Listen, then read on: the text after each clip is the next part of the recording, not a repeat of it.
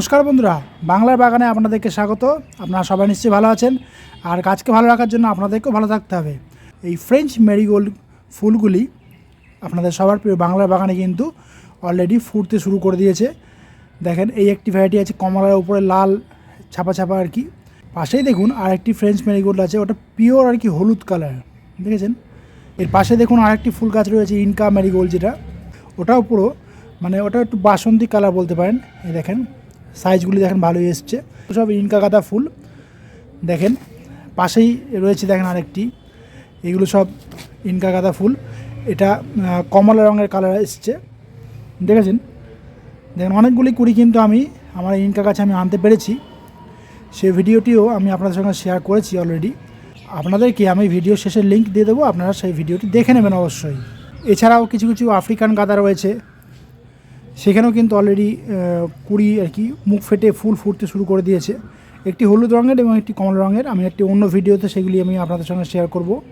পাশেই দেখুন দুটি ভিনকাম মেরিগোল্ড রয়েছে। যদিও এই ভিনকাম মেরিগোল্ড গাছগুলিকে আমি বিশেষ ঝাঁকড়া করতে পারিনি, কারণ এই ভিনকাম মেরিগোল্ডের চারা আমি যখন নিয়ে এসেছিলাম তখন খুব লেট হয়ে গিয়েছিল, সেই জন্য আমি এই দুটি গাছকে আমি বিশেষ বড় করতে পারিনি। তো টাইটেল আর থাম্বনেল দেখে আপনারা নিশ্চয়ই বুঝতে পেরেছেন যে আমি আজ আপনাদের সঙ্গে কোন গাছ পরিচর্যা নিয়ে আলোচনা করতে চলেছি। তাহলে চলুন সেই আলোচনার বিষয়ের দিকে তাহলে এবার যাওয়া যাক। দেখুন আপনাদের সবার প্রিয় বাংলার বাগানে এই সুন্দর ভ্যারাইটির গোলাপ ফুলগুলি এবার ধীরে ধীরে ফুটতে শুরু করেছে, দেখেছেন।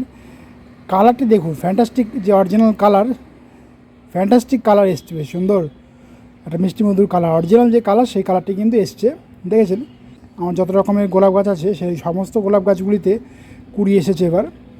যদিও কয়েকবার একটু হনুমানের আক্রমণের ফলে আমি বেশ কয়েকবার ফুল মিস্টেক করে গেছি।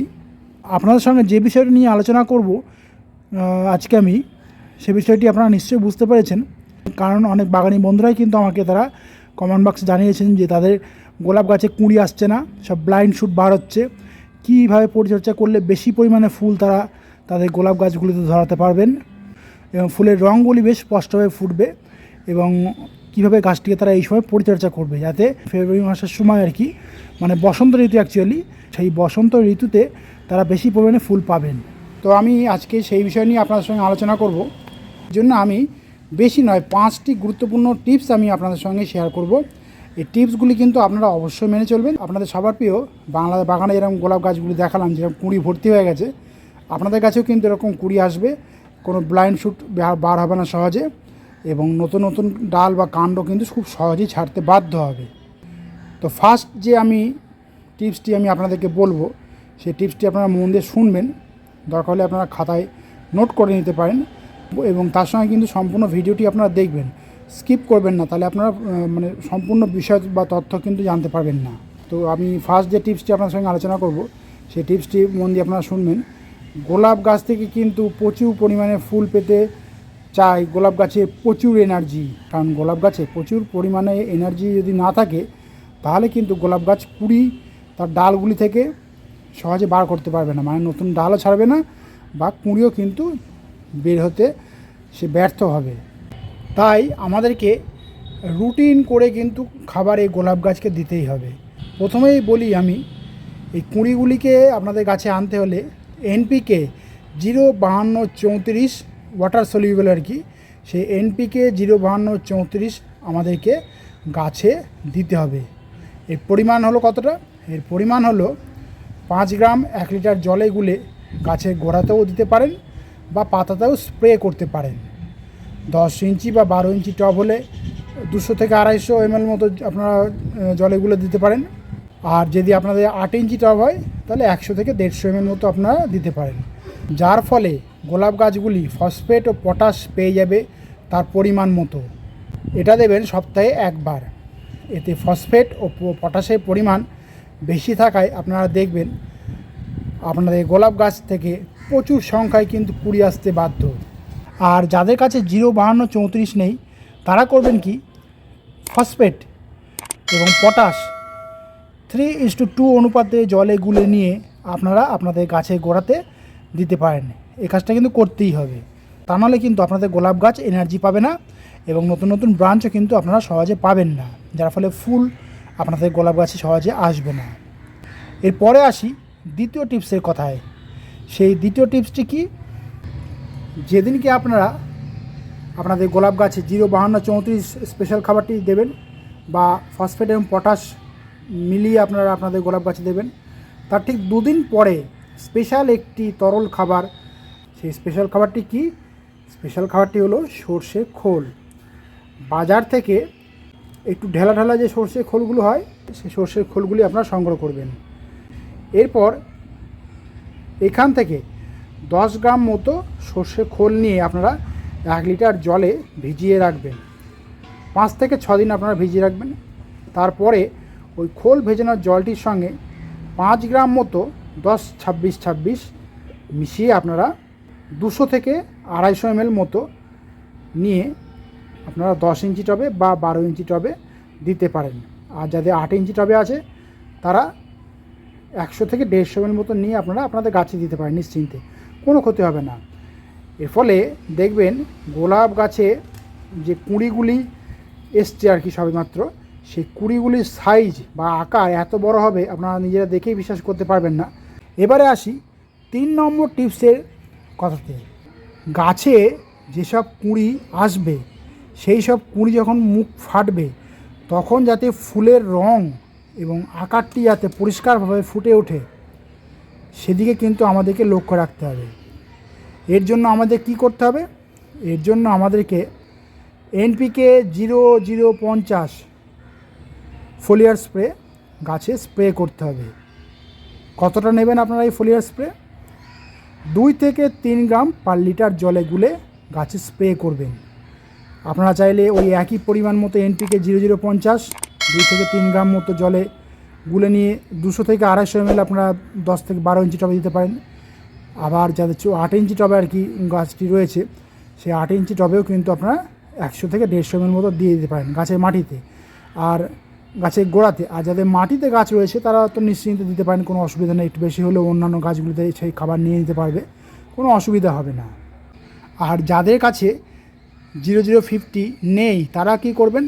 তারা শুধুমাত্র যে লাল পটাশ হয় না, সেই লাল পটাশ 2 থেকে 3 চিমটি 1 লিটার জলে গুলে টবের মাটিতে দিতে পারেন। এই খাবারটি আপনারা দেবেন সপ্তাহে 1 বার, রুটিন অনুযায়ী কিন্তু এখন খাবার দিতে হবে। এবারে আসি 4 নম্বর টিপসের কথায়। এই টিপসটি কিন্তু সবাই মন দিয়ে শুনবেন, তা নাহলে কিন্তু আপনাদের গোলাপ গাছে যে কুঁড়ি ধরবে সেই কুঁড়ি কিন্তু নষ্ট হয়ে যেতে পারে, ফুল আর আপনারা পাবেন না। সেই 4 নম্বর টিপসটি কি? কীটনাশক।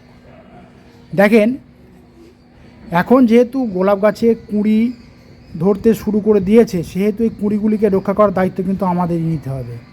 তাই গোলাপ গাছে কোনো রকমের রোগ পোকামাকড় যাতে আক্রমণ করতে না পারে সেদিকে কিন্তু খেয়াল আমাদেরকেই রাখতে হবে। তাই বেশি নয়, 2টি কীটনাশকের কথা আমি আপনাদেরকে বলবো। প্রথমেই বলবো হামলা 550-এর কথা। এই সময় কিন্তু জাপ পোকা, ম্যাপ পোকা, লেদা পোকা ইত্যাদি পোকামাকড়ের হাত থেকে আপনাদের এই গোলাপ গাছের এই কুঁড়িকে রক্ষা করতে কিন্তু এই যে কীটনাশকগুলি বললাম সেই কীটনাশকগুলি আপনাদেরকে স্প্রে করতেই হবে। আরেকটি কীটনাশকের কথা আমি বলবো, সেটি হলো কাকা বা বায়ো আর 303ও কিন্তু আপনারা ইউজ করতে পারেন। তাহলে দেখবেন আপনাদের গোলাপ গাছ মাকড়ের হাত থেকে কিন্তু খুব সহজেই রক্ষা পাবে। পাতা অনেক সময় অনেকেই আমাকে বলেছেন যে তাদের গোলাপ গাছের পাতা নাকি নৌকার মতো ঢেউ খেলানো হয়ে যাচ্ছে, অনেকে বলছেন আবার তাদের গোলাপ গাছের পাতা নাকি কুঁকড়েও যাচ্ছে। সেই সমস্ত রোগের হাত থেকে কিন্তু সুরক্ষিত করতে আপনাদের গোলাপ গাছকে কাকা বা বায়ো আর 303 যে কোনো একটি আপনাদেরকে স্প্রে করে যেতে হবে। এবারে আসি একদম শেষের টিপসটি কথাতে।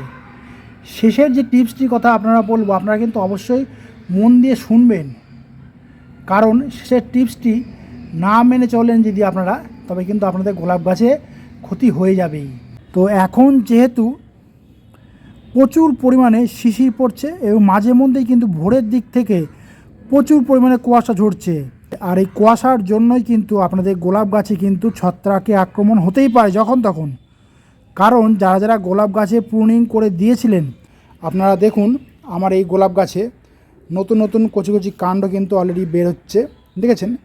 এই কচি কচি যে গোলাপের পাতা আর কি, মানে এই কচি কচি গোলাপের যে কাণ্ডগুলি নতুন নতুন বার হচ্ছে, সেই কাণ্ডগুলি কিন্তু ওই কুয়াশা এবং কুয়াশা বা শিশিরের কারণে কিন্তু ব্লাইন্ড শুটে পরিণত হতে পারে। যে কচি কচি নতুন কাণ্ডগুলি বার হচ্ছে, সেই কাণ্ডগুলি যাতে ব্লাইন্ড শুট না হয় সেদিকে কিন্তু আমাদেরকে খেয়াল রাখতে হবে। এটা কিন্তু মেনলি হচ্ছে শিশির এবং কুয়াশার ঝরার জন্য আর কি এই ব্লাইন্ড শুট হচ্ছে অলরেডি। তো এর থেকে রক্ষার জন্য কিন্তু আমাদেরকে ছত্রাকনাশক কিন্তু অবশ্যই স্প্রে করতে হবে।